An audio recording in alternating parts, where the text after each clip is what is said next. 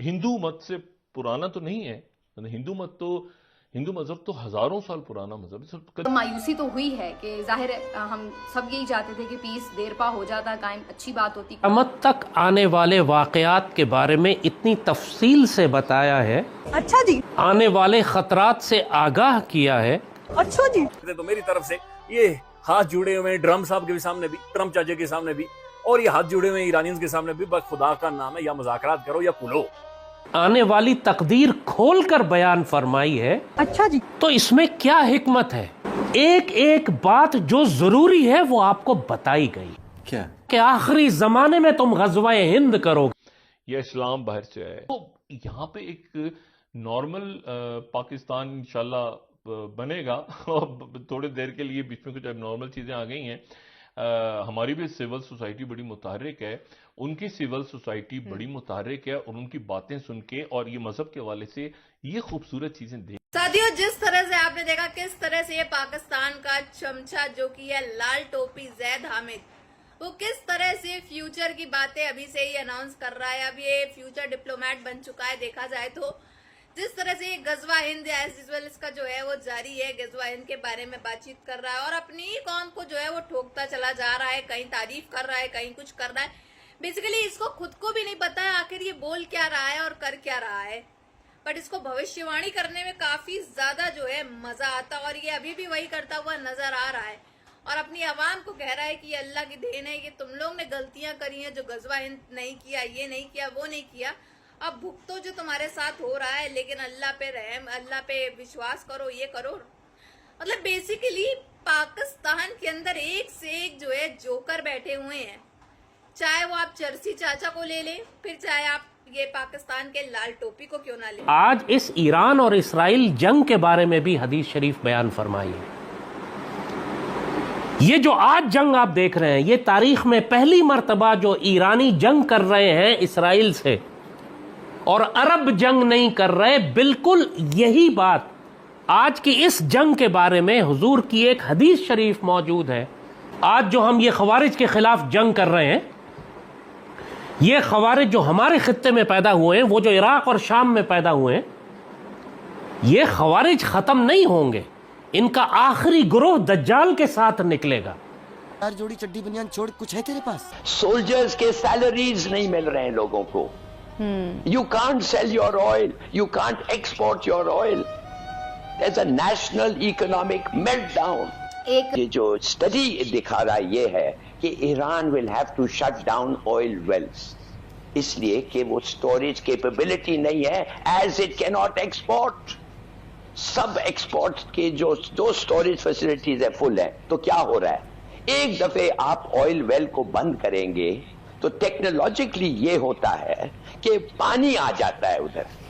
This is a phenomenon, this is a natural phenomenon.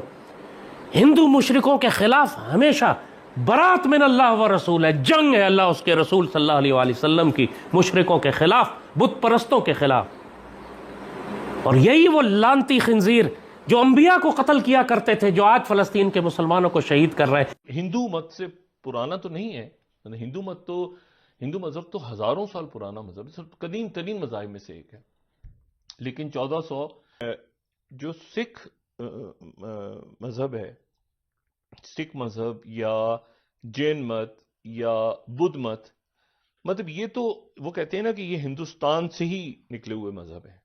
ये तो इसी धरती से जो कि हिंदुस्तान है यहीं से निकले। अब क्रिश्चियनिटी बाहर से आई है या इस्लाम बाहर से आया है। एग्जैक्ट जो है वो हजारों साल पुराना, इतना हमें पता है, इतना। और महात्मा गौतम बुद्ध, महात्मा तो इज्जत से कहते हैं जाहिर है, और सिद्धार्थ उनका नाम और गौतम बुद्ध, तो 10 साल का फर्क है। उनके तो ये भी नहीं पता इज्म कहां से आ गया लफ्ज। ये जो इज्म, हिंदुइज्म क्या है, मतलब देखे ना, एक तो हिंदू का लफ्ज है, वो तो हिंदुस्तान में रहने वाले, मतलब सारे ही हिंदू एक जमाने में उनको कहलाने लगे। ये ईरानियंस ने वर्ड, वहां पे उनके भगवान हैं, उनके देवता हैं, उनकी रसूमात हैं, एक मजहब है हिंदू मजहब।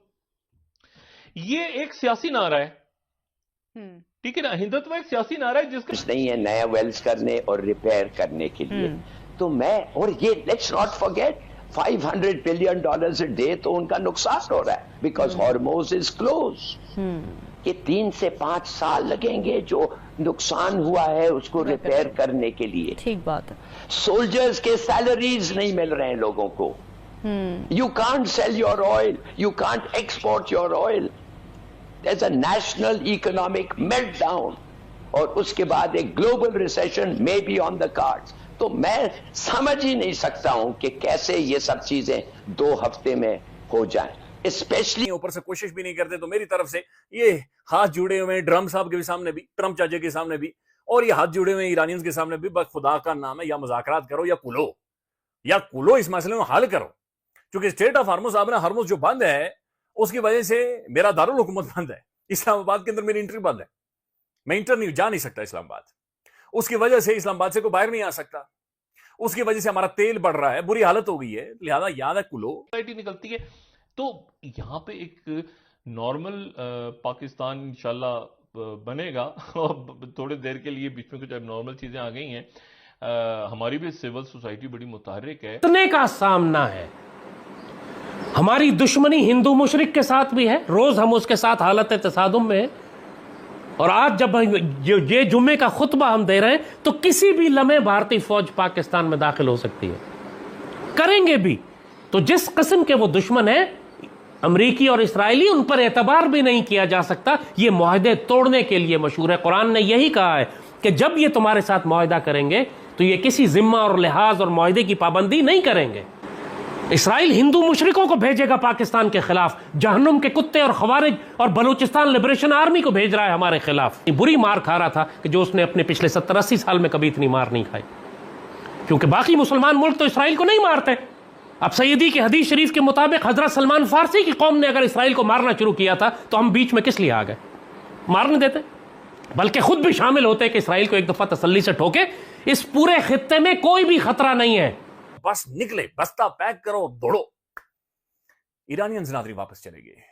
जारेड कुशनर और स्टीव विटकॉफ के बारे में ट्रंप ने अगेन अगर स्टेटमेंट दी है कि मैं अब इन्हें पाकिस्तान में नहीं भेजूंगा। सालिस वैसे भी कोई ऐसी हैसियत में तो था नहीं कि भाई दोनों उसकी कोई बात मान रहे होते, कि इस पूरे चक्कर में जो आपने अवाम को ज़ीरो पार किया, क्योंकि जब ये ट्रंप का ट्वीट आ गया कि हम नहीं बंदे। साथियों, ये पाकिस्तान के चर्ची चाचा हो गए और लाल टोपी हो गए, इनके दिमागी संतुलन की हालत लगता है कुछ ज्यादा ही खराब है। जिस तरह से ये अपने आप ही भविष्यवाणियां बताने लगते हैं कि आगे देखो पाकिस्तान कहां से कहां पहुंचने वाला है, और होता क्या है, पाकिस्तान पहुंचने तो दूर की बात और गिरता चला हुआ जाता नजर आ रहा होता है। तो इनकी भविष्यवाणियों पे कोई विश्वास भी नहीं करता है। लेकिन हाँ, ये जरूर है कि लोगों को मजा जरूर आता है इनकी वीडियोस वगैरह देखने में, क्योंकि जिस तरह से ये बड़ी बड़ी हाँकते हैं, बड़ी बड़ी बातें किया करते हैं, जिनका ना सुर होता है ना पैर होता है, लेकिन मजा बड़ा आता है। अपने आप को ये लोग दिलासा देते फिरते हैं, जैसे लाल टोपी चर्ची चाचा जो है दिलासा देते रहते हैं कि हाँ हमारी कौम ये है, हमारी कौम वो है, हमारे अल्लाह ने ये दिया, हमारे अल्लाह का ये है।